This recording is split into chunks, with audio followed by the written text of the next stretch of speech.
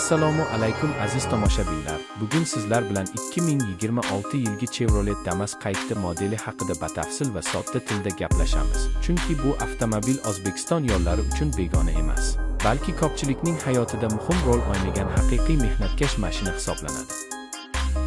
Chevrolet Damas ilk bor bozorga chiqqan paytidan boshlab o'zining soddaligi, ishonchliligi va arzon ekspluatatsiyasi bilan mashhur bo'lib kelgan. Ayniqsa kichik biznes egalari, yuk tashish bilan shug'ullanuvchilar va katta oilalar orasida juda tez ommalashgan. Yillar davomida u deyarli o'zgarmagan dizayn bilan ishlab chiqarildi. Ammo 2026 yilga kelib Damas yangilangan ko'rinishda qaytib keldi va bu yangilanishlar uni zamonaviy talablar darajasiga olib chiqdi.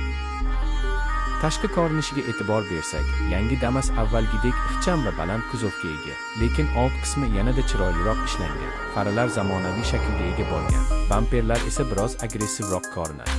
Bu esa avtomobilga yangicha ruh bag'ishlaydi. Umumiy dizayn hali ham amaliyotga yo'naltirilgan, ya'ni bu mashina ko'zni quvontirishdan ko'ra ko'proq foyda keltirish uchun yaratilganini darrov his qilasiz.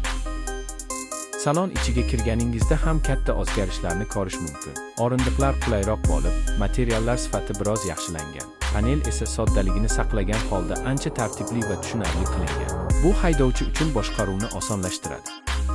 2026 Damasda asosiy qulayliklar sifatida konditsioner, multimedia tizimi, USB va Bluetooth kabi imkoniyatlar mavjud bo'lib, bu avvalgi avlodlarga nisbatan katta qadam hisoblanadi.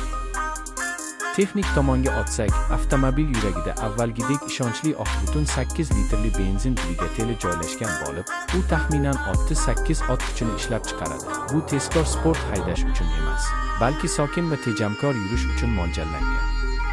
5 pog'onali mexanik uzatmalar qutisi bilan birga ishlaydigan bu dvigatel shahar sharoitida o'zini juda yaxshi ko'rsatadi. Tor ko'chalarda bemalol